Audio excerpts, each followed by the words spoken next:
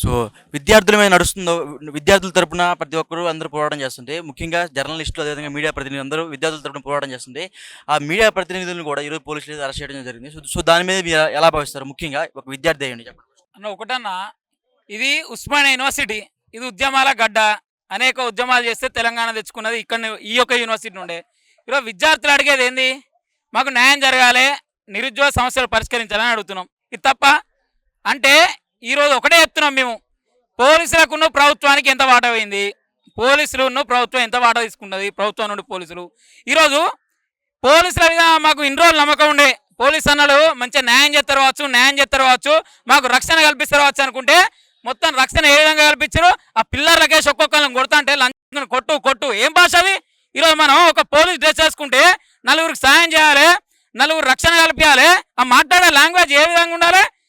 కొట్టే విధానం ఎక్కడ ఉంటుందా? ఆయన ఏమైనా రౌడీయా, గుండా, మానభంగం చేసిండా, లేకపోతే ఆయన దేశద్రోహ?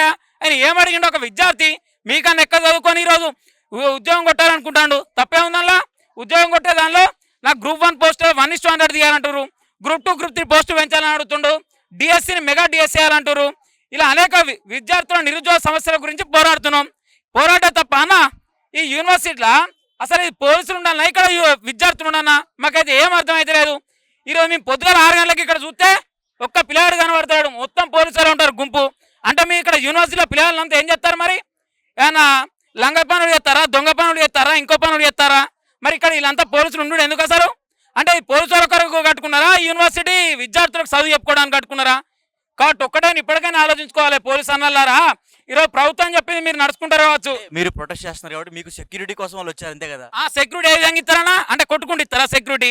అంటే ఏ భాష పడితే ఆ భాష మాట్లాడుకుంటే సెక్యూరిటీ కల్పిస్తామంటారా? అంటే పోలీసు వాళ్ళు అంటే ఏ విధంగా ఉండాలి? సెక్యూరిటీ అంటే మరి మేము ధర్నా చేస్తాం, ధర్నా కావడం ఏంటిదంటే ఇట్లా చేయాలి అట్లా చేయాలని సెక్యూరిటీ కల్పించాలి. మరి వాళ్ళు ఏమన్నారు? శాంతియుతంగా ధర్నా చేస్తారు. శాంతియుతంగా ధర్నా చేసినప్పుడు ఒక స్టూడెంట్ను ఆర్టికల్ 19 ప్రకారం అందరం ధర్నా చేసుకోవచ్చు, శాంతియుతంగా ధర్నా చేసుకోవచ్చు. ఒక స్టూడెంట్ను అక్కడ నుండి ఇక్కడికి వెళ్ళి లాక్కుంటా, ఆయన పిడదెబ్బలు కొట్టుకుంటా, చెంపల పొడి కొట్టుకుంటా, మెడ ఇరుచుకుంటా ఈరోజు అది ప్రశ్నించాను. పేరేం పేరు? అవినాష్ అని ఇంకో ఆయన ఒక స్టూడెంట్ లీడరు, ప్రశాంత్ అని. ఎవరు కొట్టింది ఒక కానిస్టేబుల్. దీనిలో ఏంటిదంటే ఎవరైనా పై ఆఫీసర్ చెప్తేనే నడుచుకుంటారు. పాపం కానిస్టేబుల్ కూడా అంత ఏముండదు. కాబట్టి పై ఆఫీసర్లు కూడా ఒకటే విన్నవించుకుంటున్నాం. ఇక్కడ మీ అందరం మనసులో మీ అందరం విద్యార్థులు నిరుద్యోగులం. కాబట్టి మీరు ఆలోచించాలా. మా గోసం మీకు తెలుపుదామని మేము అనుకున్నాం, మీ ద్వారానన్నా ప్రభుత్వాన్ని తెలుస్తామని మేము అనుకున్నాం. కాకపోతే మీరే ఆ ప్రభుత్వానికి కుమ్మకాయ, మీరే ప్రభుత్వం దగ్గర వాట తీసుకొని మమ్మల్ని కొట్టించడైతే దారుణం. ఇప్పటికైనా మా డిమాండ్ ఒకటే, ఈరోజు ఇక్కడ పోలీసులు ఉండన్నా, విద్యార్థులు ఉండన్నా, విద్యార్థులు చదువుకోవన్నా యూనివర్సిటీ అద్దా. ఈరోజు విద్యార్థులు శాంతియుతంగా ధర్నా చేస్తే పోలీసులకు వచ్చిన బాధింది, పోలీసులు కొట్టవలసిన అవసరం ఏంది? ఈరోజు పోలీసులు ఏ విధంగా చేసుకుంటారు ఒక విద్యార్థి మీద? ఈరోజు విద్యార్థి ఏ విధంగా ఏమైనా తిట్టిండా మిమ్మల్ని? ఏమైనా ఇంకో పని చేసిండా? ఎందుకు చేసేసిరు? కాబట్టి ఒకటే అంటున్నాం, మేము విద్యార్థులు అందరం ఏకమవుతున్నాం. ఈరోజు విద్యార్థుల మీద కావచ్చు, జర్నలిస్ట్ మీద కావచ్చు జరిగిన దాడిని ఖండిస్తున్నాం.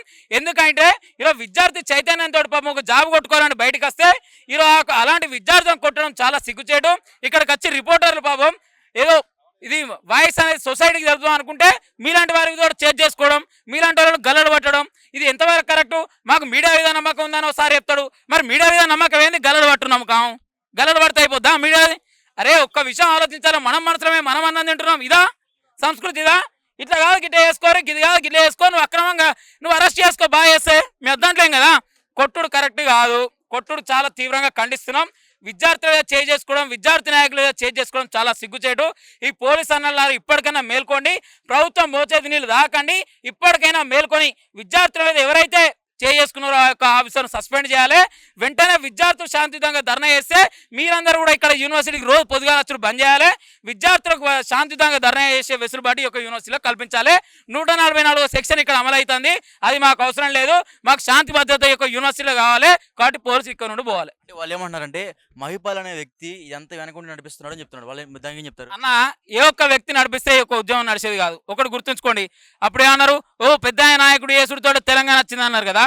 ఇదే యూనివర్సిటీ కేంద్రంగా వందలాది మంది విద్యార్థులు అమరవీరులైరు. ఇక్కడనే వేలాది మంది విద్యార్థులు ఇక్కడ నుండి పోరాటం చేసిరు.